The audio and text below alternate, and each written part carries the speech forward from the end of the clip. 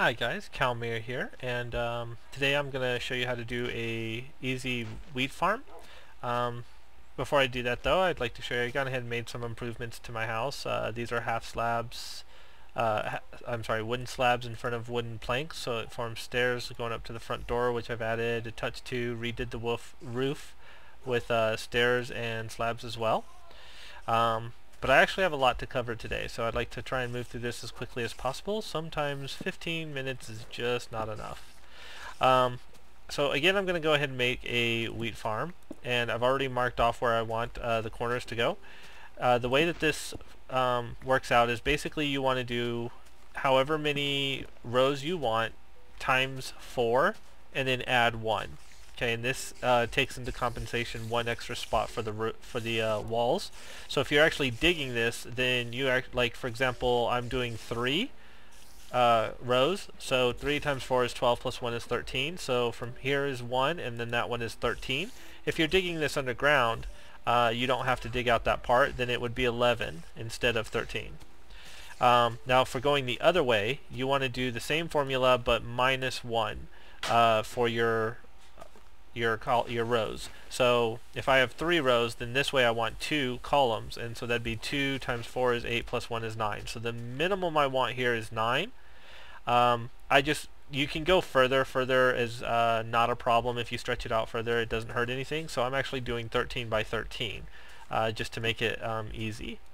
Now I'm going to mark off, I want my door here because I plan on building something on the other side, and this way they're closer together. However, this is reversible. If you just follow my instructions as a mirror, you can actually have your door over here instead. So let me go ahead and place these blocks real quick.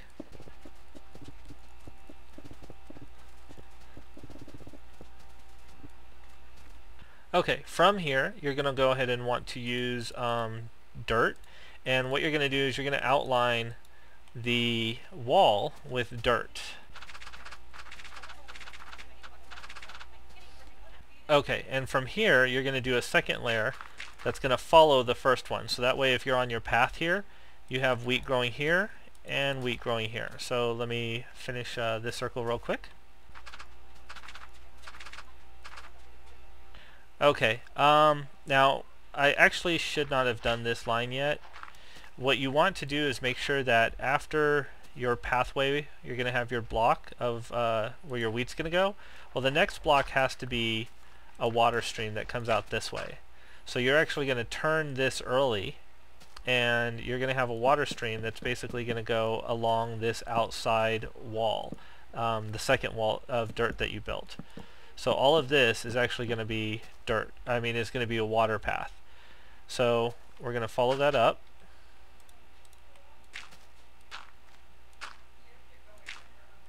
Okay, and at this point these two are just going to connect straight through.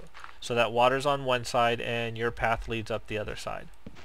Okay, from here you're going to go ahead and fill this in with water buckets. You only need 2 because every time you put down the second one, as long as you don't put it right next to the first one, it creates an infinite water source, and I'll show you that real quick.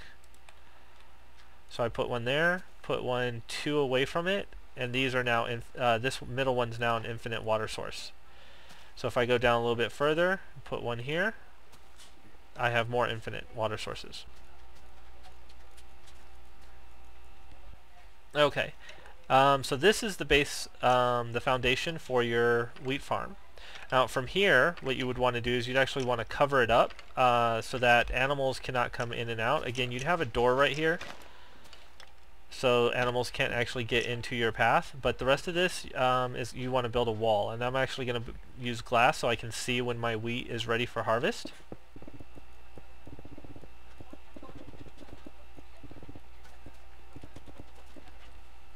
Okay, now from here you also want to cover up your water, so that way when you break your wheat off the dirt block, it doesn't fall into the water.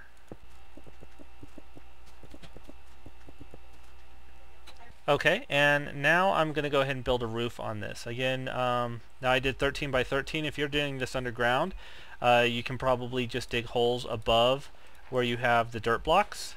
But I'm going to go ahead and put a roof over this since I'm above ground.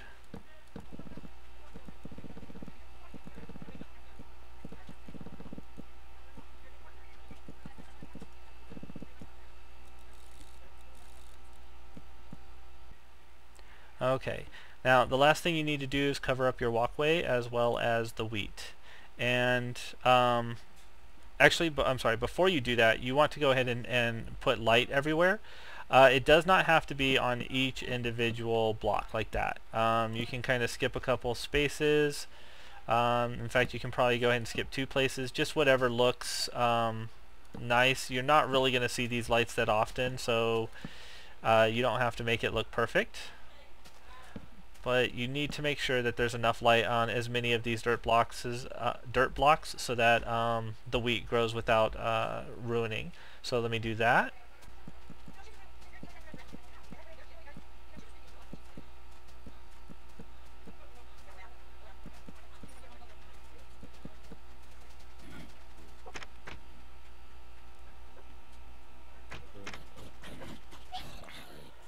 Okay, and so now that I have that complete, I'm going to go ahead and work on the floor. Before I actually start putting wood blocks down though, I'm going to go ahead and put 2 chests here. So this way I have a place to store my wheat and my seeds. Okay, and the rest of this I'm going to replace with just regular wood.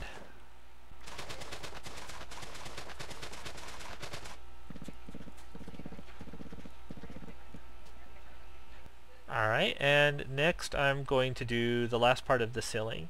I'm going to put wood blocks there, and then I'm actually going to put glass up on the top. And you can go ahead and just place it right on top of the torch and then continue it that way. Same thing for the other side. Okay, and I'm going to continue. This is basically going to follow my path. Glass over the dirt, wood over the platform, and then glass over the other side. So let me do this real fast.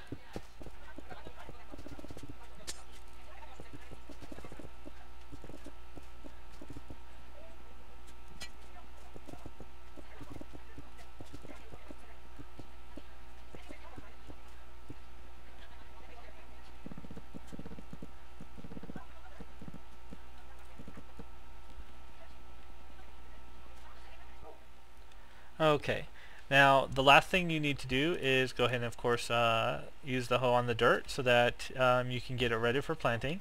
Now this is the only time I'll ever have to do this, because after this, when I take the wheat, it'll still be done.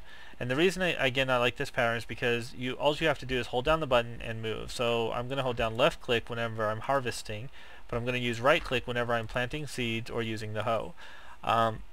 Always look down at the dirt. If you harvest while you're looking up at the glass, you may break the glass. So always make sure you're looking down at the dirt, and then simply hold down your mouse button as you move around the spiral.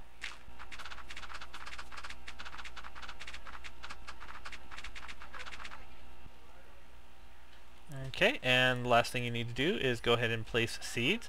I only have 37, so it's not enough to cover this.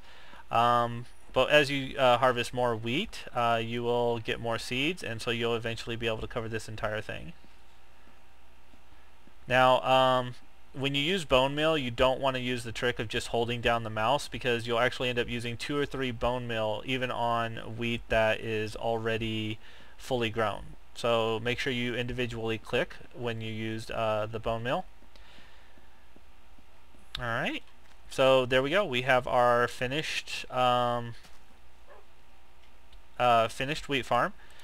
Now, I'm also aware that there are the ones where you can automatically harvest by using a water to basically flood down and get all your wheat, and then you just go back up and farm. But to me, it's almost kind of the same thing. Basically, you have to go up the hill or up the building to release the water. Then you have to wait for the water to push everything down to the bottom, and then you gotta go down and plant the seeds. Well, in this situation, you know, you might as well just harvest the wheat on your way up and then replant all the seeds on your way back down. And so this is a little bit easier to do that with, as opposed to having to wait for all the water to push the seeds down and then go through and replant. You just have a nice little building here. Again, if well, from here you can go ahead and add some lights around the outside edges. I'll go ahead and work on this project in my next video, and I'll show you what that is.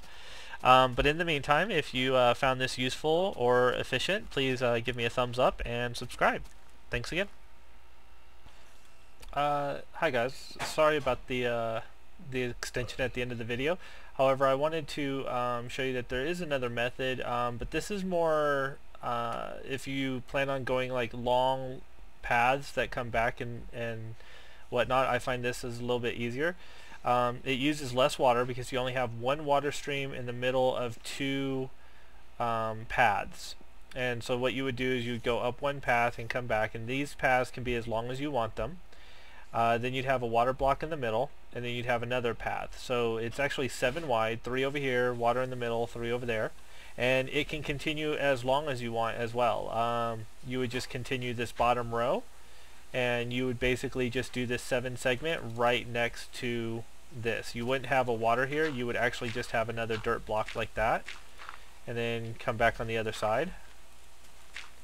And then you'd have your water here. So this water stream is for these two, and then this water stream would be for another two, and then again you can keep connecting. Whenever you do find the spot that you want to stop after one of these, basically you just connect it like that.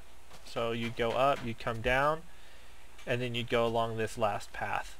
The reason I prefer the spiral for this smaller setup is because this one has a lot of turns. Now again, if you have a long row it might be better, but you would have to walk up one side, turn around, walk back down, turn around, walk back up, turn around, walk back down, and then you'd have to keep doing that for however many segments you have.